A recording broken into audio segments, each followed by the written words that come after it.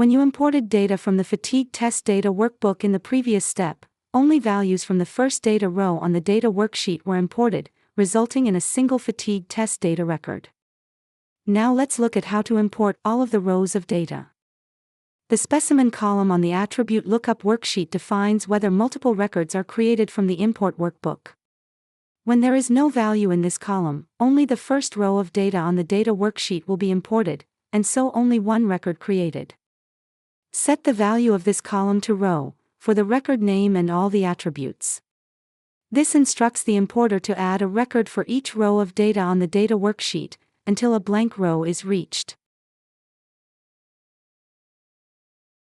Let's test this by importing the data with the updated specimen instruction. This time, the import operation has created 10 new records, and updated the existing test data record created in the previous part of the training. You can confirm these results in MI Explore, where you can now see a total of 11 fatigue test data records. These new records were all created at the root level of the fatigue test data table. Let's look now at how you can specify the required folder structure for data imports. Folders can be used to organize and structure the data in a table, in a clear and organized way, making it easier for users to navigate through the database tree and find related records.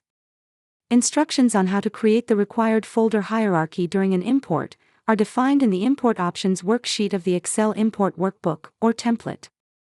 Open the Import Options worksheet in the Fatigue Test Data Workbook. The information on required folder structure is specified in the Tree section. Up to 8 levels of folders can be specified here. Each level value specifies the name of the folder.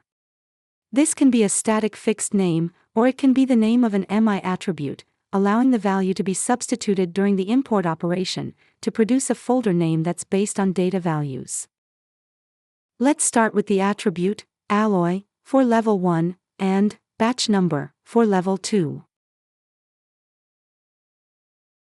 Before running an import to test these latest changes to the import workbook, all the existing records in the fatigue test data table will need to be deleted. This is because the specimen number attribute is required to have a unique value, so multiple records with the same specimen number are not allowed in this table. If you tried importing now, the import would fail, because any new records created in the new folder structure would be identified as duplicates of the existing records in this table. When developing and testing importers, the quickest way to delete any test records created is using the MI Toolbox Record Manipulator tool. Open MI Toolbox, select the MI Blank Database, and open the Record Manipulator plugin. Expand the Fatigue Test Data node in the tree, so you can see all the existing test records. Add them all to the record list by selecting them, then right-clicking, and choosing Select. Now click Delete from Database, and confirm. You can now close MI Toolbox. Now let's run one last data import, to check that the test records are now imported into the correct folder structure. Returning to your bookmarked Fatigue Test Data view in MI Explore, you can see the imported records. Go to the Record Tree application to review the new organization of these records. You can see the new records have been placed in the desired folder hierarchy, which is defined by the alloy and the batch number of the incoming data. This brings us to the end of this training on managing your data with Granta MI Enterprise. You have learned how to perform basic data modeling with Granta MI, how to design a simple Granta MI database schema, how to create an Excel import workbook with the prepared data and the required import metadata, and, finally, how to import data and then validate your data imports in MI Explore.